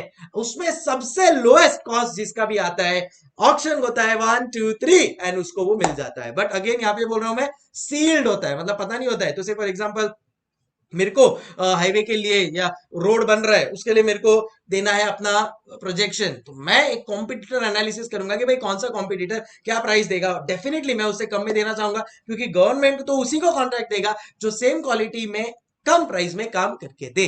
सो that is called as sealed bid. यहाँ पे देखो, bid is firms offer price kind of tender pricing, defence contract government related work में काम होता है। ये कॉन्ट्रैक्ट किसको मिलता है, लोएस्ट बिडर हाईएस्ट क्वालिटी।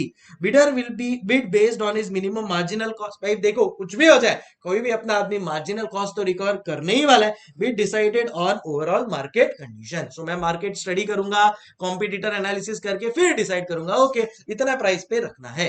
सो अभी तक कौन सा मेथड किया आपने, एक किया कॉस्ट बेस्ड प्राइसिंग, उसमें एक तो वेरिएबल कॉस्ट के ऊपर या टोटल कॉस्ट फुल कॉस्ट के ऊपर एक अपना मार्कअप ऐड कर दोगे।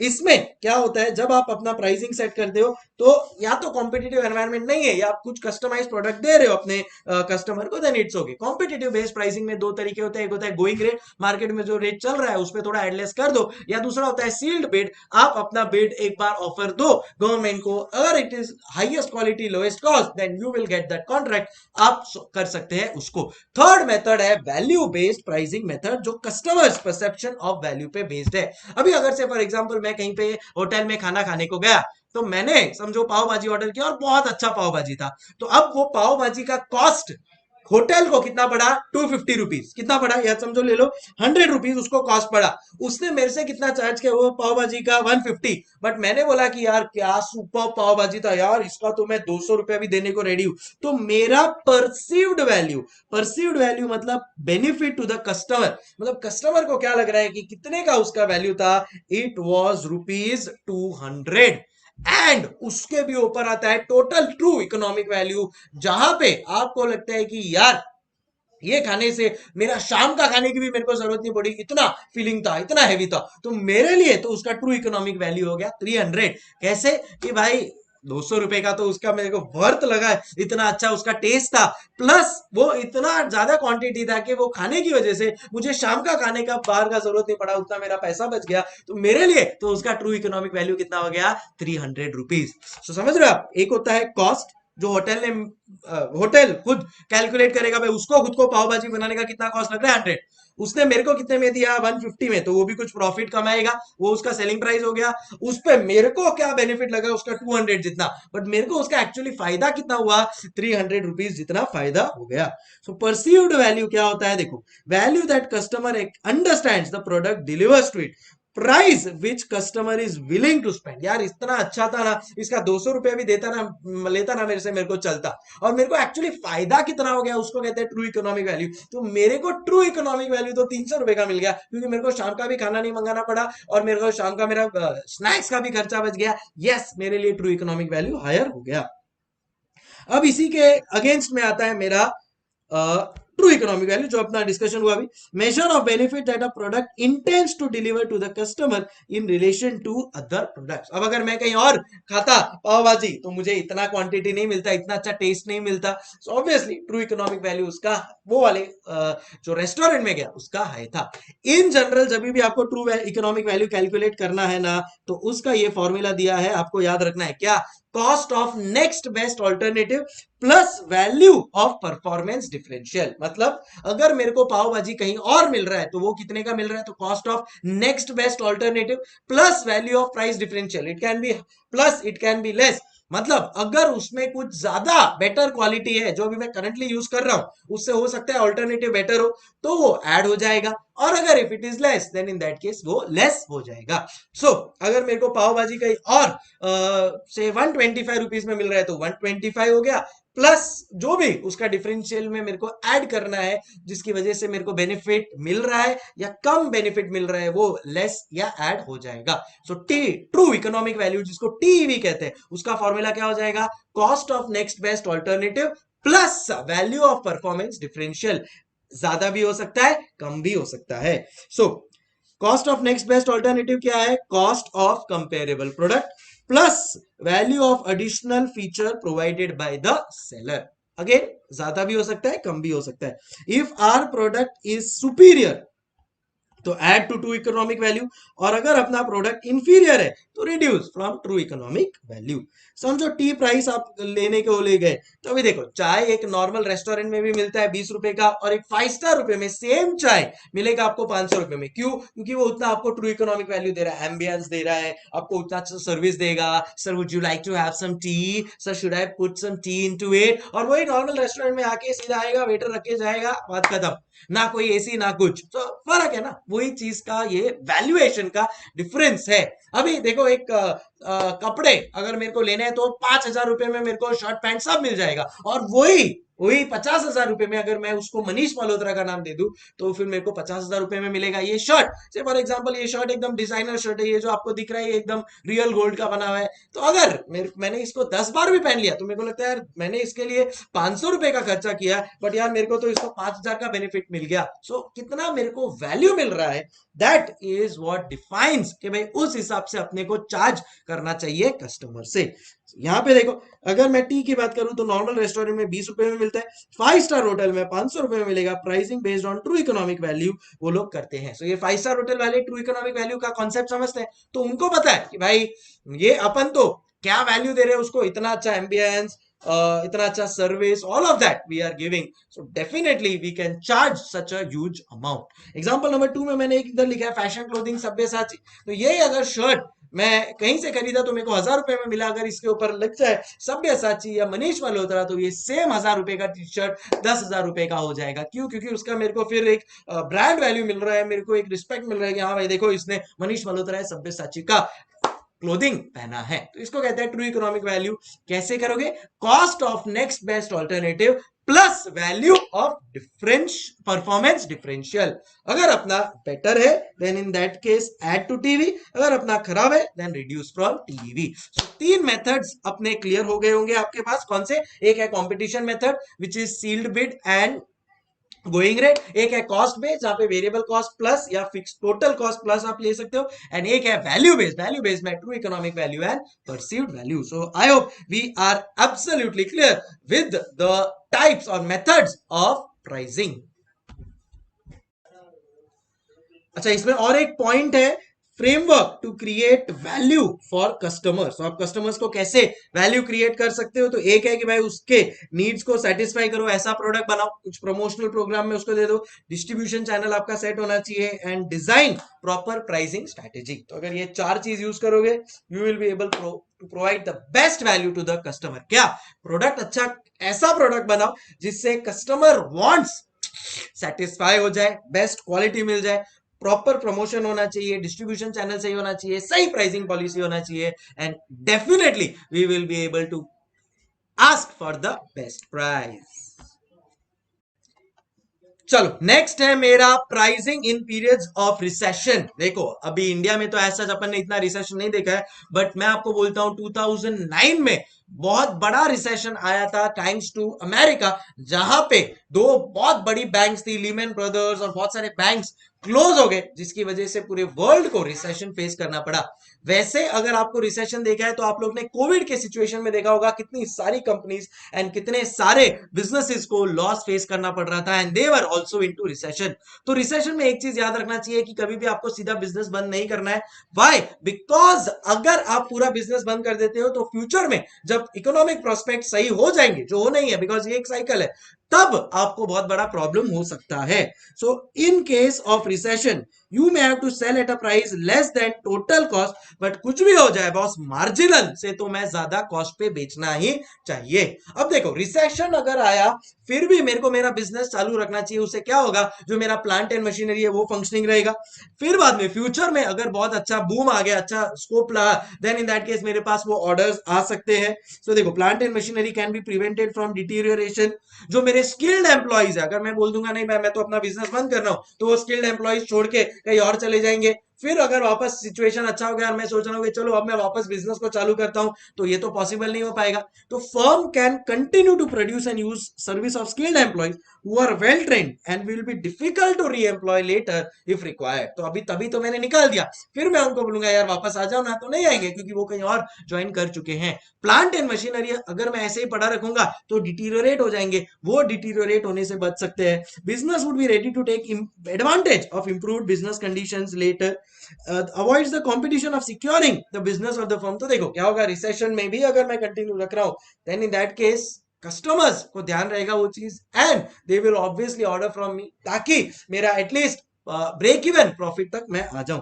A situation like this should not lead to a drastic price cutting।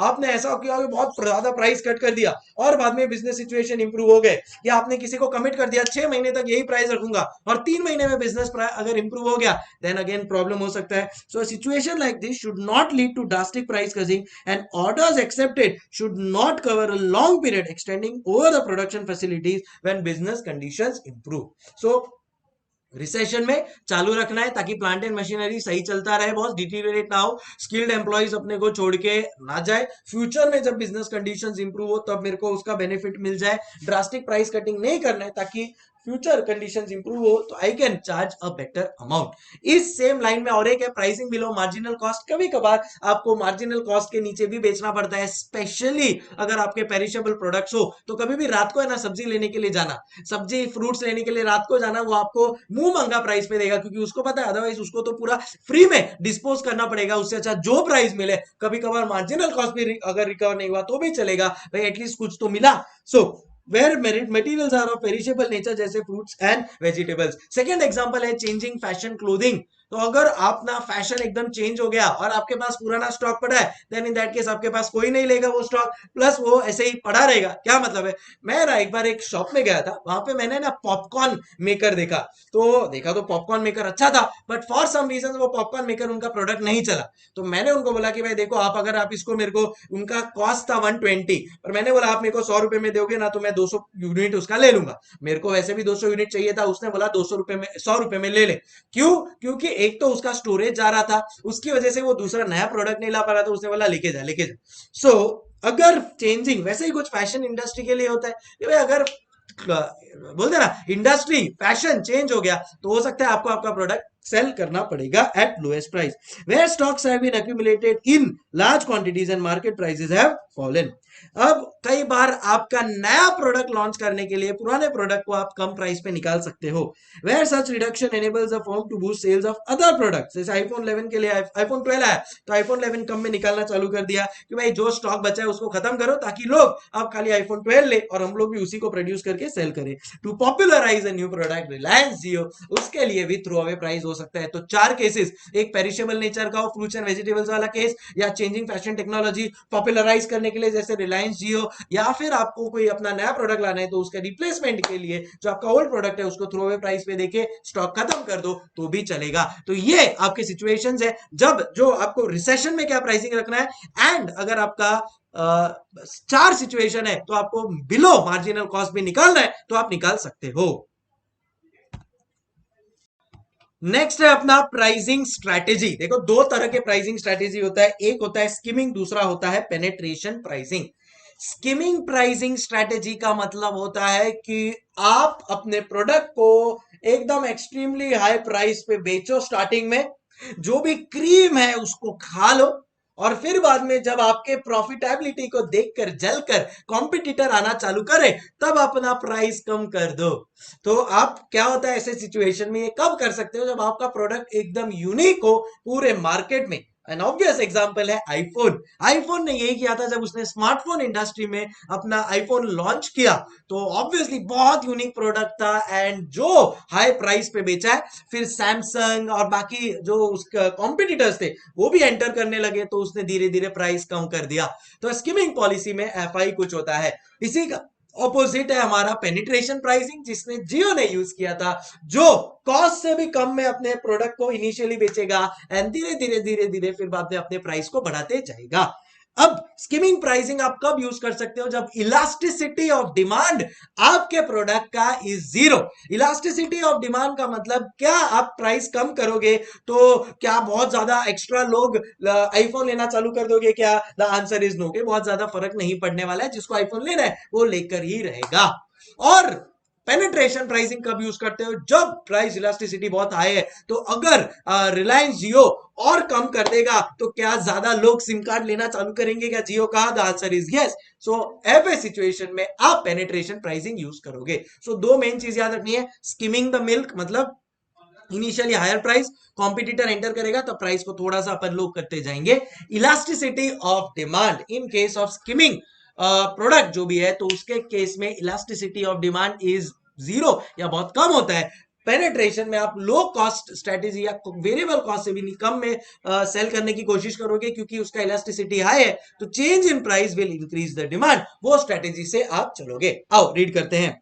So in price skimming, high introductory price is charged for an innovative product. Product must be highly distinctive and demand for that product must be in elastic, मतलब कुछ elastic है ही नहीं। And product must be highly distinctive, मतलब एकदम अलग होना चाहिए आपका प्रोडक्ट पूरे मार्केट से।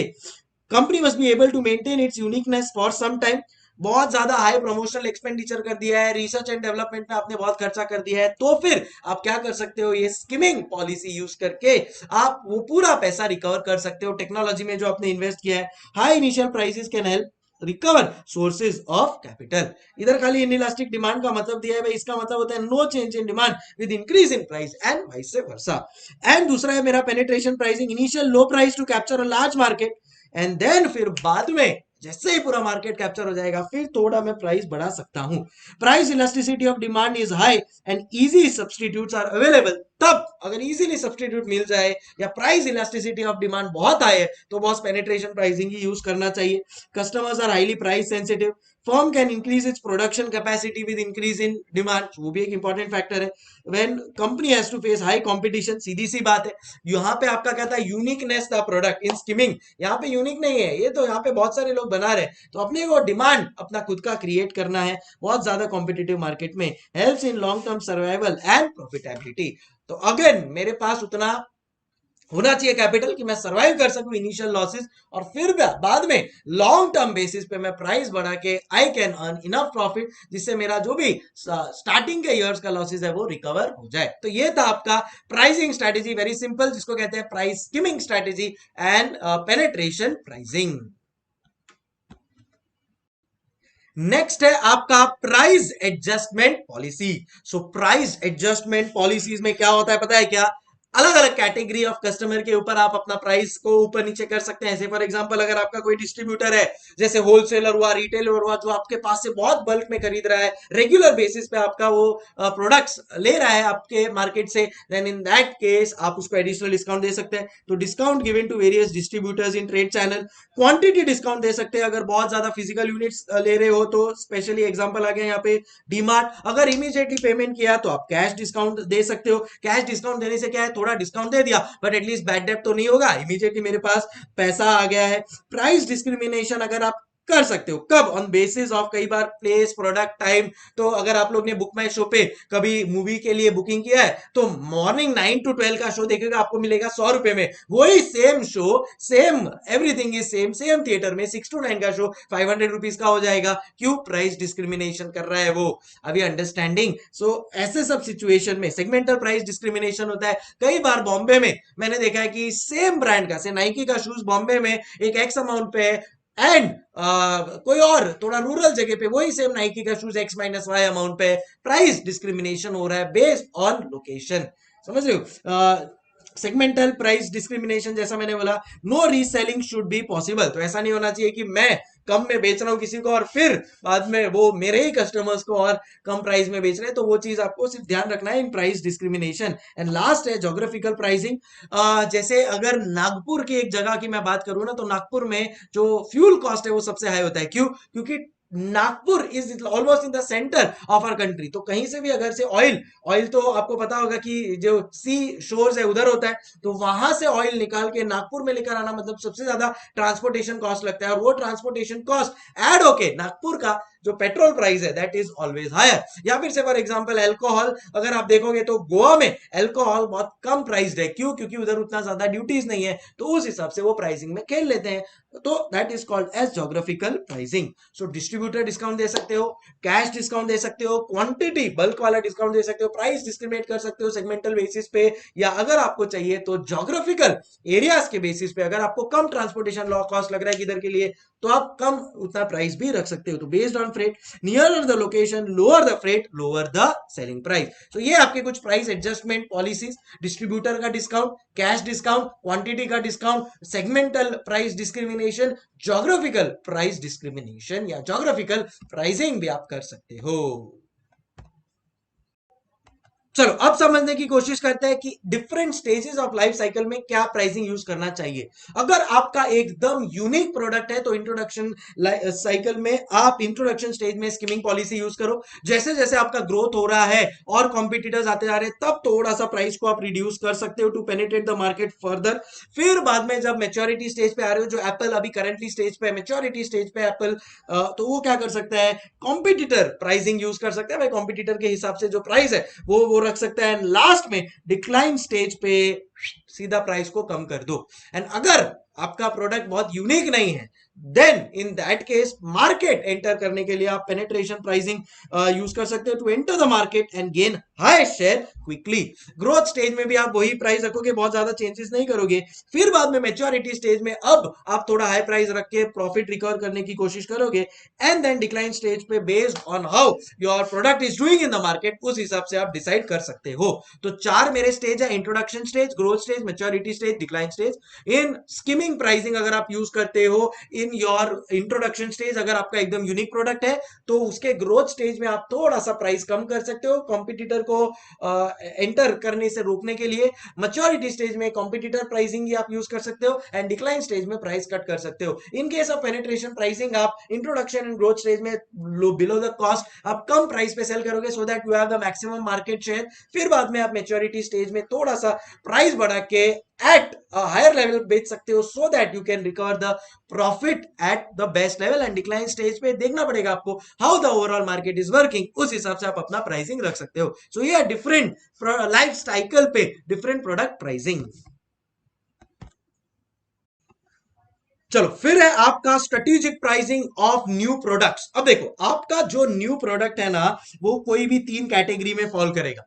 या तो वो एकदम रेवोल्यूशनरी होगा, जैसे कि आईफोन जिसने पूरा इंडस्ट्री को चेंज कर दिया, या फिर होगा वो एवोल्यूशनरी जैसे कि सैमसंग जिसने रेवोल्यूशनरी प्रोडक्ट से थोड़ा बहुत सीखा और फिर खुद के कुछ फीचर्स ऐड किए। या फिर आपका प्रोडक्ट होगा मी टू प्रोडक्ट, एक चीप वर्जन ऑफ रेवोल्यूशनरी और रेवोल्यूशनरी प्रोडक्ट, जहां पे आप खाली कॉपी करके एज इट इज आपका खुद का प्रोडक्ट बना रहे हो।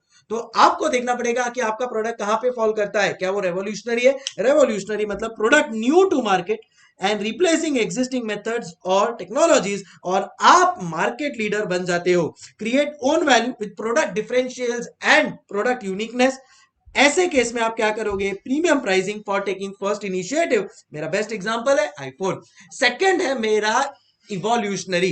इवोल्यूशनरी क्या कर रहा है? देखेगा रेवोल्यूशनरी को, उस हिसाब से और बाद में अपने खुद के भी कुछ फीचर्स ऐड करेगा। सो एवोल्यूशनरी प्रोडक्ट क्या बनाएगा? Upgraded version of revolutionary product. Market settler है वो, एक तो मार्केट लीडर, यहां पे वो मार्केट में अपने आप को सेटल कर रहा है। Few additional characteristics than revolutionary. Pricing किस बेसिस पे? डिमांड, कॉस्ट, डिमांड बेनिफिट के बेस पे डिसाइड करते हैं। सैमसंग वन प्लस सबसे बेस्ट एग्जांपल है। एंड फिर होता है अपना मी टू। तो मी टू क्या करता है? बाकी दोनों इवोल्यूशनरी रेवोल्यूशनरी प्रोडक्ट को स्टडी करेगा, same is it is copy बना देगा जैसे कि चाइना वाले करते हैं। So product emerged as a result of success of revolutionary evolutionary product. वो एक प्योर मार्केट फॉलोअर है, चीप कॉपी बनाएगा, रेप्लिका बनाएगा, एंड प्राइस टेकर है, इनफैक्ट मच लोअर प्राइस रखेगा देन रेवोल्यूशनरी और रेवोल्यूशनरी, जैसे कि ओप्पो भी, वो तो मैंने बोला कोई भी चाइना मोबाइल ले लो, जैसे ये कार्बन, लावा और ये सब जो भी है वो सब क्या है, मी टू प्रोडक्ट्स हैं। सो तीन तरह के आपके प्रोडक्ट हो सकते हैं, या तो एवोल्यूशनरी या तो रेवोल्यूशनरी या एवोल्यूशनरी या मी टू। रेवोल्यूशनरी है मतलब it's a different idea, unique product, you are the market leader, आप प्राइस डिसाइड करेंगे, स्कीमिंग प्राइसिंग आप यूज कर सकते हो और उस हिसाब से आप पूरे मार्केट को चला सकते हो, premium pricing for taking first initiative. या आप इवोल्यूशनरी हो तो आप क्या करोगे, आप चेक करोगे रेवोल्यूशनरी को और कुछ खुद के फीचर्स या कैरेक्टरिस्टिक्स ऐड कर दोगे, आप मार्केट सेटलर हो, फ्यू एडिशनल कैरेक्टरिस्टिक्स आप इंप्रूव करोगे, प्राइसिंग आप कॉस्ट और डिमांड और कॉम्पिटिटिव बेसिस पे रखोगे, जैसे सैमसंग वन प्लस। एंड अगर आप मी टू हो, then in that case you are just going to copy, you cheap copy हो, आप रेवोल्यूशनरी या एवोल्यूशनरी प्रोडक्ट के product emerges as a result of success of evolutionary और revolutionary product. आप basically एक मार्केट फॉलोवर हो, cheap copy बना दोगे, price taker and a China like product is what you will make. So ये होता है strategic pricing of new products. Okay so जो मेन चीजें थी वो हो चुकी है, अब एक दो चिल्लर पॉइंट है उसको भी फटाफट कंप्लीट कर लेते हैं। Structured approach to pricing decision, तो कंपनी को अपना मार्केटिंग ऑब्जेक्टिव्स देखना है, असेस करना है कि टारगेट मार्केट क्या है, कॉस्ट स्ट्रक्चर ओवरऑल क्या है, कस्टमर का डिमांड क्या है, कॉम्पिटिटर क्या प्राइस पे बेच रहा है, और उस हिसाब से अपने मेथड को सिलेक्ट करना है। सो सिंपल चीज है। सेंसिटिविटी एनालिसिस मतलब आपके एक्सटर्नल फैक्टर्स आपको रीड करने पड़ेंगे, क्या मार्केट डिमांड है, मार्केट प्राइस किस बेसिस पे चेंज हो रहा है, एक्सचेंज रेट फ्लक्चुएशन से आपको फर्क पड़ रहा है क्या, या आपका R&D कॉस्ट, मार्केटिंग कॉस्ट कितना है, उस हिसाब से आप अपना प्रोडक्ट प्राइसेस रखेंगे। So not that important point. Product pricing decision must be balance against cost, competitive market conditions. Sensitivity analysis क्या करता है आपको, it is required to determine how sales and cost will respond to changes in market conditions. I think already अपन लोग इसको काफी detail में 9 sensitivity analysis पढ़ चुके हैं। सो this is about it, a very very simple and easy concept. And फिर है अपना pricing of service sector industries. So service sector में क्या होता है, देखो हर यूजुअली सर्विस सेक्टर में से, फॉर एग्जांपल मेरे पास 10 क्लाइंट है, मैं चार्टर्ड अकाउंटेंट हूँ, सर्विस सेक्टर में हूँ, मेरे पास एक क्लाइंट है जिसका मैं स्टैट ऑडिट कर रहा हूँ, दूसरे का मैं टैक्स ऑडिट कर रहा हूँ। समझो मैं डॉक्टर हूँ, एक मेरे को बोल रहा है सर्दी खांसी हुआ है, दूसरा मेरे को बोल रहा है कि थ्रोट में पेन है, तीसरा मेरे को कोई बोल रहा है कि सर दुख रहा है। तो क्या होता है, services are uniquely tailored to match customers needs. तो प्राइसिंग इतना इजी नहीं हो पाता है, तो आपको अलग अलग कस्टमर के हिसाब से अलग अलग प्राइसिंग रखना पड़ता है, because each transaction is likely to have different pricing structure. आपको देखना है कि आपका इंटेंजिबल कॉस्ट कितना जा रहा है, health care, education, communication, transport, ये सब यही आपके सर्विस सेक्टर में आते हैं। Some pricing is determined in a collective manner. For example सब डिसाइड कर लेंगे कि सब चार्टर्ड अकाउंटेंट्स अगर टर्नओवर 1 करोड़ जितना है तो they will charge 1 lakh rupees, turnover 5 crore, 1 crore to 5 crore के बीच में they will be charge 5 lakh rupees. उस हिसाब से आप अपना टर्नओवर के बेसिस पे डिसाइड कर सकते हो। So trade association, professional bodies, ये सब भी अपने हिसाब से फिक्स कर सकते हैं price. So again not that great और इंपॉर्टेंट। सो अलग अलग सर्विसेज के हिसाब से आप अलग अपना प्राइसिंग रख सकते हो बेस्ड ऑन द सर्विसेज जो आप ओवरऑल प्रोवाइड कर रहे हो लोगों को। so, ये है pricing of service sector. And last aspect है आपका theory of price and profit maximisation model. तो what exactly is theory of price? Theory of price बोलता है कि भाई देखो, जब तक बेचो तब तक बेचो जब तक your marginal revenue exceeds your marginal cost. अगर आपका मार्जिनल रेवेन्यू मार्जिनल कॉस्ट से नीचे आ रहा है, स्टॉप इट, डोंट सेल। इसके ऊपर बेस्ड ये जो प्राइस मैक्सिमाइजेशन मॉडल है, इसके ऊपर बेस्ड आपको क्वेश्चंस भी आते हैं। तो पहले थ्योरी ऑफ प्राइस पढ़ लेते हैं। क्या प्राइस पे सेल करना चाहिए which gives you maximum profit? क्योंकि हर फर्म का मेन ऑब्जेक्टिव तो वही है कि वो मैक्सिमाइज करे अपने प्रॉफिट को। पर प्राइस क्या बेसिस पे रखोगे? Based on demand, cost and supplier functions. So यहाँ पे आपको देखना है टोटल रेवेन्यू कितना आ रहा है, कितने क्वांटिटी ऑफ यूनिट्स बेच रहे हो। Total revenue will increase as more units are sold, but increase in total revenue will decline. So इसके लिए जैसे जैसे आप ज्यादा यूनिट बेचते जाओगे, आपको देखना है दैट एक पॉइंट ऐसा आएगा जब marginal revenue is equal to marginal cost, वो पॉइंट पे आपको क्या करना है, एट दैट पॉइंट आपको, वो आपका प्रॉफिट मैक्सिमाइजेशन लेवल है, वो पॉइंट पे आपको स्टॉप कर देना है बियॉन्ड प्रोडक्शन। सो अगर मेरे को यहाँ पे एक छोटा सा कुछ डिस्कशन करना है, देन इन दैट केस मैं बोल सकता हूं आपको कि देखो, इंस्टीट्यूट ने आपको यहाँ पे एक फॉर्मूला दिया, डिटेल में अभी डिस्कस नहीं कर सकते, डेरिवेशन अपना रिवीजन टाइम है, बट ये फॉर्मूला सबसे इंपॉर्टेंट है। इंस्टीट्यूट क्या बोलता है, एक बोलता है P is equal to A minus B Q, और दूसरा इंस्टीट्यूट ने बोला है MR is equal to A minus two B Q. इसमें ए क्या होता है आपका, ए का मतलब होता है price at which quantity demanded is zero. तो ये आपको एग्जाम में क्वेश्चन दिया रहेगा, उसमें आपको ए ऑलरेडी कहीं ना कहीं दिया होगा, कौन सा price, at which quantity demanded is equal to zero. B क्या होता है, B is your price sensitivity, मतलब चेंज इन प्राइस की वजह से कितना चेंज इन क्वांटिटी डिमांडेड हो रहा है, उसका जो रेशियो है वो है बी आपका।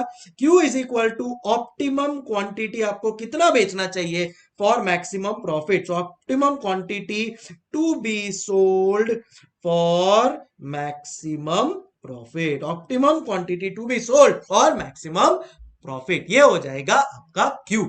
अब पी क्या होता है, पी का मतलब होता है कि प्राइस, सबसे best price at which the product should be sold. So price at which product should be sold, तो ये पी कैसे फाइंड करोगे आप, price at which product should be sold. तो ये आप पी कैसे फाइंड करोगे, सिंपल फॉर्मूला आपको यूज करना है। पहले देखो, MR marginal revenue is equal to A minus B Q.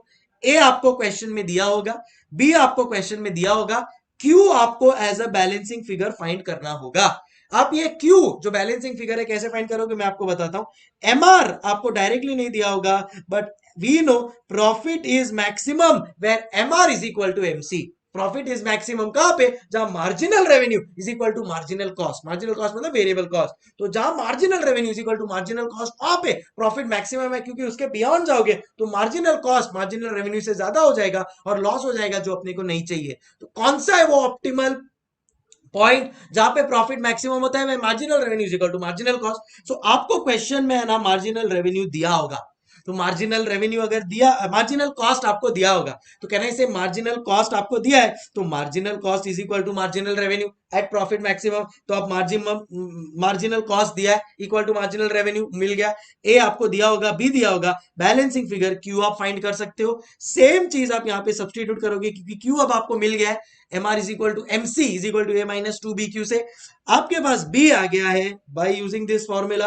आपके पास A है already available, price at which quantity demanded is equal to zero, and आप आपके and intent which is P के ऊपर पहुंच पाओगे, price at which product should be sold, ए सम जिगड़ू। सो यहाँ पे बस वही चीज दी है, profit is maximum at a level of output where marginal revenue is equal to marginal cost, where marginal revenue is equal to marginal cost. तो बस मार्जिनल कॉस्ट फाइंड करो और उसको यहां पे सब्सटीट्यूट करो, A minus two B Q का Q मिल जाएगा, इसको यहां पे सब्सटीट्यूट करो, P मिल जाएगा जो आपको एंड में चाहिए। Determines the level up to which production can be continue. Basic price equation क्या है, P is equal to A minus B Q, where P is equal to price, B is equal to slope of demand का मतलब change in price upon change in quantity, Q is equal to quantity demanded. अब marginal revenue का equation, MR is equal P is equal to A minus MR is equal to MC is equal to A minus two B Q, जो इधर मैंने आपको बताया। सो ये जो मैंने आपको क्रोनोलॉजी समझाई, बस उस क्रोनोलॉजी में आपको सॉल्व करना है एंड इजीली आपका सम सॉल्व हो जाएगा। गारंटीड 8 मार्क्स का जो क्वेश्चन है वो आपको आ जाएगा। अगर आप मेरा यहाँ पे आगे बुक में मास्टर सम्स रिफर करोगे ना, तो सेम कॉन्सेप्ट मैंने मास्टर सम्स में कवर किया है, एंड वो मास्टर सम्स का अगर आप कॉन्सेप्ट करोगे सॉल्व तो आपको वो आंसर आ जाएगा। देखो, marginal cost equal to marginal revenue है, यहाँ पे अपन लोग ने पूरा इसका आंसर आ गया है, एकदम मस्त वाला क्वेश्चन लिया है। देखो इधर A P B Q सबको डिफाइन किया है क्या होता है वो, एंड फिर अपन लोग ने सॉल्व कर लिया है। ओके, इसी के साथ कंप्लीट होता है मेरा theory of price and profit maximisation model as well. आप अपना मॉड्यूल खोल सकते हैं, everything each and every aspect जो भी है यहाँ पे वो सब का सब मैंने कवर कर दिया है। तो आपको चाहिए तो आप अपना मॉड्यूल भी खोल सकते हो, और please keep on sharing your positive thoughts through the comments so that और लेक्चर्स में आप लोग के साथ लाते रहूं और अपन लोग मैजिक बुक को कवर करें, रिविजन्स को कवर करें। अभी टेस्ट सीरीज आप देते रहो रेगुलर बेसिस पे, मजा आ जाएगा and that's what we want. मैं बोल रहा हूं आपको एग्जाम्शन लाना ही है सब्जेक्ट में। बस अब मैंने तो सोच लिया आपके लिए, आप भी अगर मन में सोच लो ना, then nothing can stop us. So देखो इधर अगर मैं मॉड्यूल का खोलूं तो theory of price, profit maximisation model, different market structures में क्या अपना प्राइसिंग पॉलिसी होगा, price sensitivity, customisation, price adjustment, pricing method में competition, cost, value based, recession में marginal below pricing below marginal cost में आपको क्या करना है, सर्विस इश्यूज में क्या होगा, स्कीमिंग पेनिट्रेशन प्राइसिंग पॉलिसी क्या होगा, उसमें क्या करोगे, प्रोडक्ट लाइफ साइकिल, अलग अलग प्रोडक्ट लाइफ साइकिल में कैसे प्राइसिंग रखोगे, all of this is covered. आप पूरा आपका मॉड्यूल देख सकते हो एंड आपको रियलाइज होगा, ये देखो ये वाला फॉर्मूला अपन लोग ने पूरी तरह से समझ लिया, MR is equal to MC, A is equal to P is equal to A minus B Q, MR is equal to P is equal to A minus two B Q. ये सब अपन लोग कर लेंगे तो easily we will get the final answers. Types of market मेरे पूरी तरह से सब कवर्ड है, everything covered as per ICI module language. Thank you so much. Hasta la vista. Keep sharing, keep commenting, keep liking.